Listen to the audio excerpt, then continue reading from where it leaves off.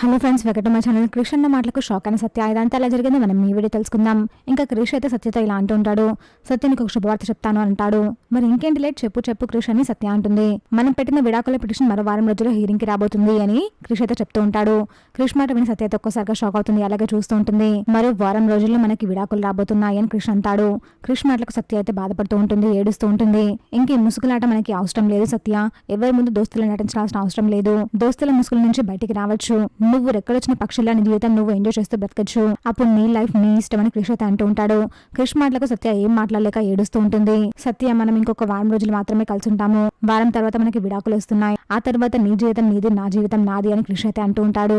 అలా చెప్పి క్రిష్ అయితే సత్య దగ్గర నుంచి వెళ్ళిపోతూ ఉంటాడు. క్రిష్ కూడా ఏడుస్తూ బాధపడుతూ అక్కడి నుంచి వెళ్ళిపోతూ ఉంటాడు. క్రిష్ మాటలకు సత్య ఏం అనలేక బాధపడుతూ ఉంటుంది. ఇదేంటి క్రిష్ ఇలా చెప్తున్నాడు, నా మీద ప్రేమ తగ్గిపోయిన క్రిష్ కి అని సత్య అయితే బాధపడుతూ ఉంటుంది. చూసాక ఫ్రెండ్స్, మరి ఏం జరగబోతుందో ఇలాంటి జెన్యూన్ అండ్ రెగ్యులర్ అప్డేట్స్ కోసం మా వీడియోకి లైక్ చేసి ఛానల్ సబ్స్క్రైబ్ చేసుకోండి.